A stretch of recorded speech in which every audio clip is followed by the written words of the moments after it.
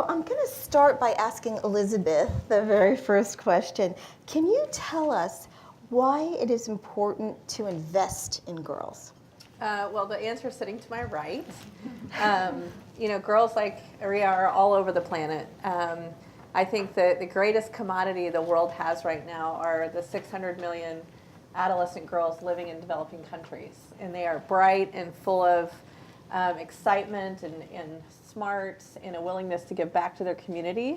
So to me, they're the best investment on the planet. Unfortunately, only 2 cents of every development dollar is actually going specifically to adolescent girls. And we have not moved that needle very much. Only a few years back, it was half a cent. So we have a lot of work to do to invest in these girls. But the ROI on investing in girls is very high. Every year of education a girl gets globally, she usually earns 20% more every single year she goes. I mean, it's incredible. And women and girls generally put 90% of their income back into their communities. Most of all, I have a 2-year-old little girl, and I can't imagine her not having the opportunity to get married past the age of 15, not get HIV/AIDS, and have a full education and a life that we all deserve.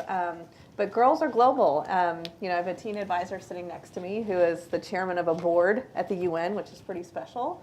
But girls in refugee camps have that same potential and opportunity. So for me, it's very personal because I have a little girl.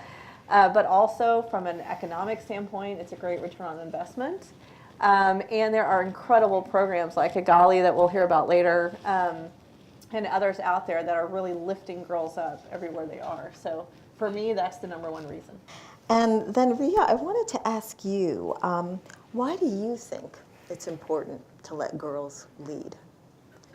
Well, I did mention a lot about why I'm interested in this, but beyond that, I think that it's just so important for especially American girls and boys, as Claire was saying, to recognize that they are relevant in all of these issues, and especially the issue of girls in leadership.